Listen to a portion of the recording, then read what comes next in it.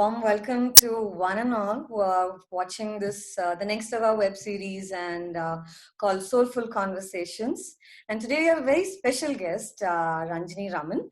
And a little bit about her is she's a founder of Nutrition Tattva, and she's a dietitian and also a nutrition therapist. Wow, that's nice to understand that people take nutrition very seriously these days. So we'd love to welcome you from Soulful Exploration. And here at Soulful Exploration, Ranjini, it's about dealing with our lives very holistically, the choices that we make, whether it's in terms of people, whether it's in terms of our own emotions, or even food. There's a lot of food-related debates that are going on. So very, very warm welcome to you, and thank you for being part of the series. And we'd love to hear what you're going to be sharing with us. A beautiful topic that everyone likes: food, diet, nutrition. It's on everybody's mind these days, yes? So, Ranjini, when we talk about food, I hear a lot of people these days talking about, oh my God, let me not touch this food. If I don't touch this food, then probably I'm going to have, a size 0 figure, or I'll start looking a certain way, the self-image that people have about themselves. So do you think focusing on what we eat, what we can eat, is more important than what we must not eat? Absolutely. First of all, thank you so much, Anu, for having me here. And I think it's one of the most interesting topics and need of the hour for people to connect with their souls and, more to do with connect more from within.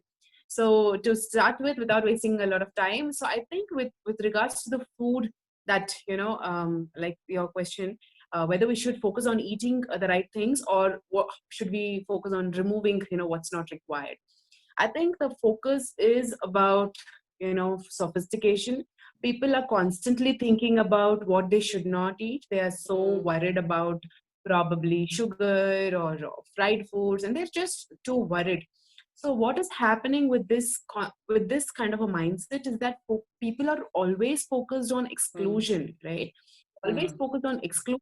That builds on stress in them, because they are always in a negative mode. I shouldn't be eating this, I shouldn't be eating that, I shouldn't be touching that. So this is building a subconscious stress which they don't realize, and that makes them more and more disease prone, rather than they might be doing all the efforts to not eat, but still they fall into sickness. They don't see results because they're not even happy from within. So when you focus on what you should eat, you're always focusing on an inclusion. I talk about this with my clients as well. I tell them, let's not focus on the exclusion part. We'll always focus on what is the inclusion, because when you're focusing on inclusion, the exclusion is already out of the window, right? It's already gone. So you're only thinking about what you should put inside and how you should feel good. And this is the same with the thought process as well, right? We always think about, let's think about what we need to do rather than what we should not do. So I think focusing more on, what healthy we can, like whether we can eat fruits, whether we can eat nuts, whether we can make it more healthier. So when we think from this angle, it's much more progressive, and you feel good. This whole journey feels very good. And it's expansive. You don't feel cringed, okay? And then you don't get scared, that, oh my God, let me not touch these foods. If I eat this is going to happen. Rather, you move into, it looks more full. The plate starts to look more full and colorful when you start thinking of inclusion. And I liked your words, exclusion, inclusion. And, there's a particular thing that you said, we're constantly feeding these things into our unconscious, subconscious mind, where we say, and repeatedly we keep doing this. So that starts to become a sort of a conditioning of programming. And when we keep following that pattern, I'm sure you will agree with me that, we are focusing on what not to do rather than what to do. So when we start focusing on what to do, life starts to become a little more better, a little easier. But wouldn't you, if I were to extend this thought, social media is taken over like by storm, right? I mean, the number of diets that are coming up, and at least the people that come to me, they will say, oh, today I started this diet, and I'm not going to be needing. I'm sure there's some scientific evidence. I'm not too sure about it. I'm not a nutrition expert here, but what baffles me more is people have chosen to experiment with these diets, with bringing in new food, and trying to say, like, let me see if it works, rather than looking deep within and understanding what is my body asking for, right? I mean, if you look at different points, we're having emotions, right? I guess we are guided by those emotions to reach out to particular foods, not reach out to certain foods. So why are we not, why are we being a victim of social media and not focusing on what our inner self is actually guiding us to, make those food choices? Very, very interesting concept. I think it's only because people want instant gratification. People want things quick. People want everything to happen in a flash, and Mm, everything has to be like magic. They really want yeah. some magic to happen, and it's not going to happen. I think that is like that's again why people also get stressed out, because they try one diet and then they move it, they just push it aside and move to the next diet. So this yo-yo keeps happening Mm, because they just don't have time to connect with themselves. mm, The connecting with ourselves is a long journey, and that yes. I think not everybody has the time. Like everybody's so busy doing things, nobody wants to actually meet themselves. They are so busy meeting everybody else, but they don't have Mm, time to just meet them. I think that's where. So once that ticks mm, in, I think I've seen a lot of clients who took time for probably meditation or having some time for themselves, where the clients who really did well because they started following their intuition. They were able to make right choices. They were not falling for all these shortcuts and advertisements and all of that, because these are all very colorful, dangly things which attract. They know the human mind and they know how to play with these. The marketing strategies are built around that. It's very when you start working more inclusive and focusing on yourself, you start building that the glasses to see through it and understand what actually is good for us. exactly. So people don't Yeah. have time, basically. Yeah, Yeah. don't have time, and they don't want to prioritize themselves, I would say.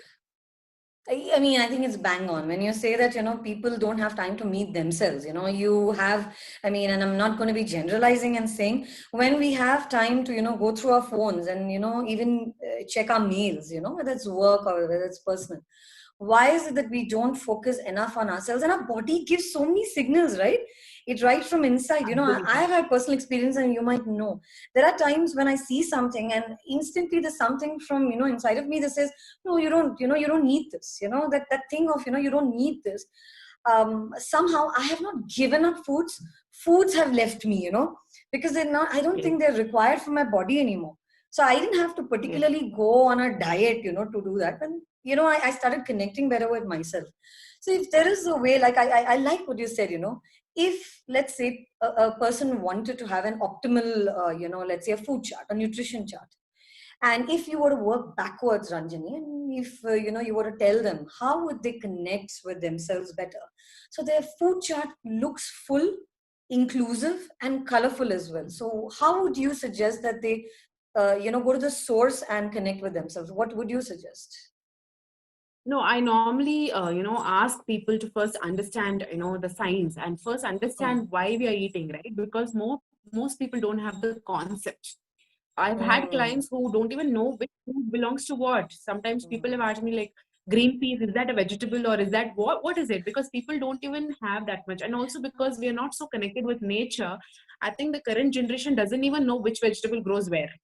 Is it a root vegetable or is it a people don't even know because they don't have time to spend with nature, right? So I really ask people to observe around them and understand, what these foods are meant for and what is the science, how our body works. And there are people who ask me like, I drink 200 ml of water, why am I not urinating 200 ml? And this is like, Oh, sometimes it's really hard because people have to actually understand deep. So people should take time. So I try and give them certain scientific videos or things like that so that they understand this concept. And it is not a magic. Our body is not a machine. They should also understand our body is very sophisticated. It takes its time to respond to food or even otherwise. And the other thing I definitely recommend people is to take some time for themselves. Maybe it's through walks hmm. or through meditation or journaling, something, because it really again gives them the space to connect with themselves, and that subtly opens up their minds to these listening to people. Because like you said, the voice Hmm. always tells us, the voice is there, right? We all know the voice is always there. It's just that the noise is too much that we don't hear this voice. So the moment we remove all this clutter and we take some time for ourselves, I think it becomes so audible, so clear, and you can follow it. It just happens with time. It's like a magic. It is, it is. I think I liked what you're saying, you know, because there are certain steps that we follow. Journaling has become a big thing these days, you know, even people keeping their own food diary and things Yeah. like that. You know, I guess what you're trying to actually say is, you know, awareness of where it all started. How did it all start? And yes, people have got to be more patient, you know, because it's not like, you know, you wave one magic wand and, you know, suddenly you become you're just going to have that optimal health. There's got to be so many choices that you need to make, you know. So I in fact I tell people, And yeah, go on. yeah. Yeah, go on. No, no, sorry to interrupt. A lot of people also think it's a size that matters, isn't it? So we also try to tell them it's not about size, it's about how healthy you feel, how active you are, how From energetic within. you are, and most importantly, how happy you are from the mind, how peaceful you are. Exactly. It's a That's well-being, right? Right important. from within. Yeah. If I could say, you know, use the word well-being is something that people are connecting, wellness and well-being, though they are, you know, two different words. But it's a feeling that I am fit from within, not just I look. Yes, and you know, looking in the mirror, I look good. But how is it from within? You know, that's something. And yes, a lot of patience. You know, like I was just giving the example once to one of, you know, my clients that I was working, and I said it's like, you know, you're asking an LKG child, you know, suddenly, you know, saying chalo, now it's over, it's done, you know, now you can get to PhD. No, the child has to go through steps, right, before they come. So there is that time. So, you know, when you're Yes. talking about, you know, source and going back right to the source to understand where these fruits and vegetables, and, you know, for very metaphorically, you know, if we're talking about inner transformation as you're connecting, it's like, you know, putting a Yes. seed into the soil, watering it, and then you watch it grow. That's exactly the time investment that you make onto yourself to become aware. Why am I reaching out to these Absolutely. foods? What is this food doing to me? Right? What does this food not do for me? These kind of awareness, you know, if I say awareness programs, it becomes very cliched, but I think it is really important for us to understand why we are reaching out to certain foods, right? Yeah, go on, you were Yeah. going to say Another something. thing, yeah. Another thing is there are a few people who understand these deep concepts, okay? And then Mm-hmm. there are some people who never get it. It's absolutely fine, but just give them these steps to do and ask them to do the journaling. And after like about 1 or 2 months, they just tell me, I don't know what happened, but I don't Comes crave again. anymore. I can eat healthy. So they don't really understand what has happened in them, but they're still, progressing, and Hmm. that's still fine as long as you're being good. You're as long as you're doing happy and healthy, that's okay. Correct. It's that, you know, that finding your space, right? And I think something shifts. Even if it's a minuscule, there is something that's going to change, right?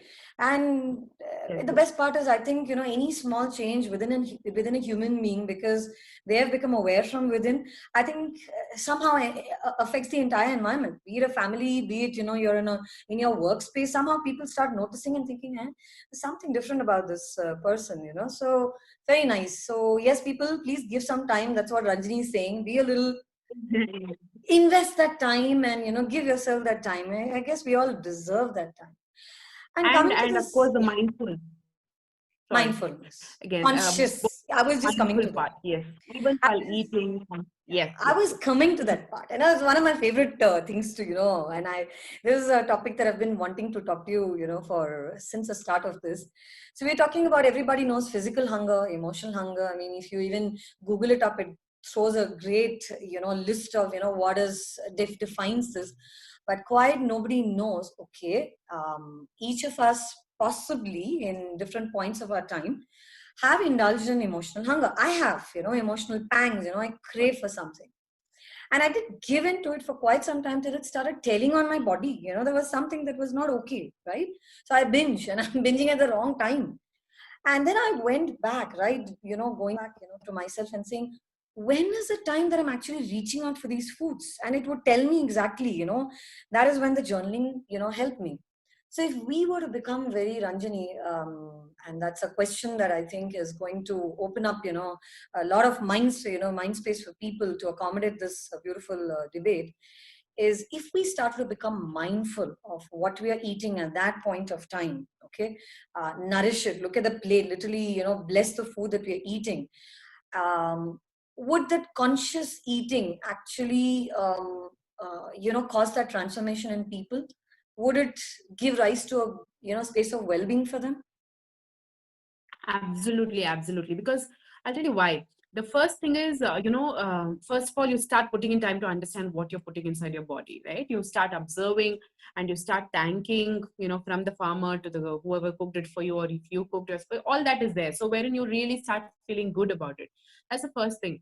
And the second thing is about, how, like you said, like a particular emotion that is triggering you to probably binge eat and all of that. When you start observing it, you also start understanding the patterns, and then you go work around the root cause rather than dealing it temporarily with food, because it's only a way to mask the emotion by just taking some ice cream or probably binge eating some chocolate and things like that, because we just want to cover it up. We are not ready to face that issue, Face it, right? That yes, is the yes. reason. So when we really go back and look at it, emotional eating itself is a huge study, and there is a lot of interpretations we do. Like if you're craving for chocolate, then there is something that is missing in your life. If you're Yeah. craving for cheese, then there's a lot of studies around that Correct. topic. So that's again something different. But yes, so it's about understanding the root cause and trying to solve that problem rather than this. Because a lot of times we have heard this saying, right? The most often the weight you're carrying is not your physical weight. It's Yes. usually your emotional weight Emotional, or mental weight. yes, Because yeah, yes. so that is the moment you let go of it. As an NLP practitioner, again, you will tell me the moment that is out of your body or mind, I think you just lose weight and everything. So it's all very connected. Absolutely. You know, yeah. So people will definitely start making conscious efforts the moment they start understanding and eating mindfully without focusing on the other distractions, and using their senses, tasting it, relishing it, and That's the really thing. eating Eating slow, right? Taking slow. time to eat Yeah, yeah, slow, chew it, and feel the nourishment. That's a totally different feeling. And I think then yeah. you're so satisfied with just a small portion and you're done with it. So portion control comes along with Exactly. mindful. Automatic. Oh, yes, absolutely. Yes. It's such a beautiful thing. You summed it up so well, It's about, um, you know, uh, standard example, we have the phone and then, we're looking at that thing and you're eating. You're just not present in that moment. You don't even know what what you're giving your body. And somehow, yes, I keep saying, as an NLP trainer, the first thing I say is your mind and body are not separate. So don't treat them separately. They're communicating constantly. So if we Yes. start to become not just aware, but once you're aware of what you're doing as daily habits or every meal time, and you try to eliminate and keep these habits away that are not nourishing you from within, obviously there is no, I won't say there's no disease, but at least there's a sense of well-being. You're at least taking that right step, a conscious step to your own fitness from within, right? And Yeah, yeah. it's so, yeah, it's so beautiful. I mean, emotional Very, eating, we uh, can go hours on that, Ranjini, about emotional eating, the yeah, foods just and the things. last thing. Sure, sure, Yeah, sure. just the last thing. We all know like our gut has its own brain, it has its own enteric nervous system. So the gut brain and the head brain, of course, the central nervous Yes. system really interact a lot. So the moment you start eating healthy, you realize even you're able to think healthy, you're able to speak healthy, everything gets sorted. So it's So, again the other way around as well. So the moment you think so true. right and you positive, it's again it's just It's, two ways. So I yes, think it's very it's just important. two-way. It's a two-way communication, Yeah. just like it happens between two people. So you're just mind is talking to the body talks to the mind, and yes, and being healthy is a choice. And once I think the brain has cognized this, that, oh, I can be healthy and this is good. Somehow you start wanting to do that over and over again because you're happy with the result. So Absolutely. you are going to keep doing that. And that is Yeah. true even for emotional eating, because you're feeding yourselves with chocolates or cheese or whatever and you're craving. It keeps telling your mind again and again that, oh, this is keeping me in my happy space. So it's that slight We- switch, right? To, okay, what is not Yes. healthy to what is healthy. Inclusiveness. So let's make healthy and Yeah. inclusive habits. Yeah.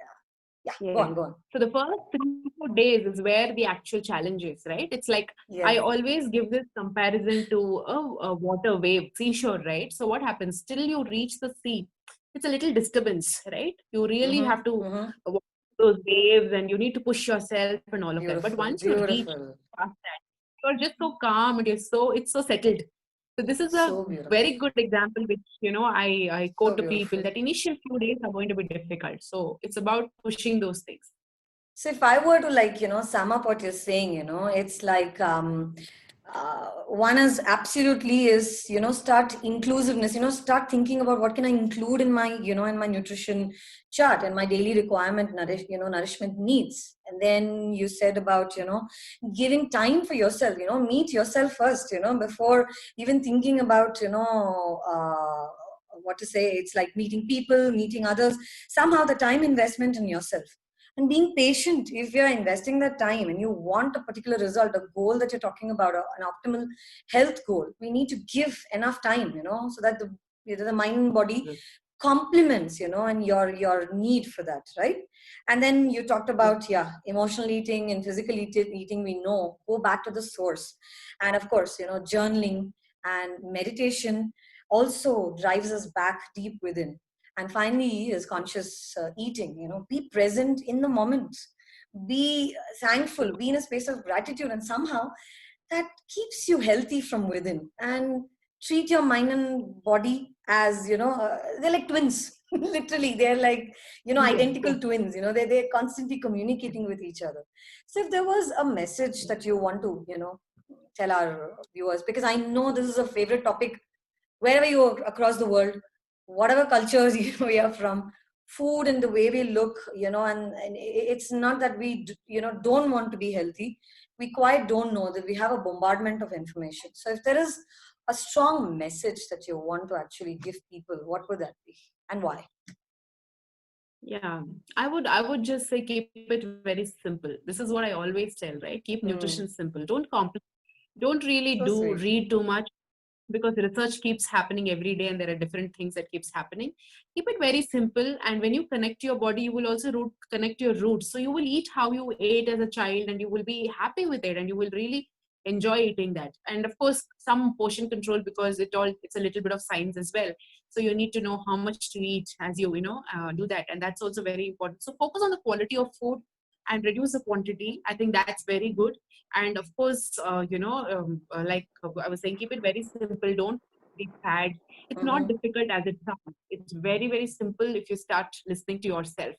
So take some time and don't expect overnight results. And Mm-hmm. and celebrate every day. There is something happening in the body every day when you're starting to eat healthy. So just appreciate that. Wow, It's not just so about beautiful. it's not just about weight. Maybe your energy level is better, you're able to sleep better, your skin is better. Something is always better. So keep thanking yourself and food and everything. I think that's more than enough. You don't have to do anything more scientific. So I guess somewhere, when you start celebrating every moment, you start celebrating yourself. Or when you celebrate Yeah. yourself, you And celebrate the moment. So it's just such a moment. beautiful relationship, right? Yeah. Oh my God, this Yeah. has been so wonderful, connecting with you.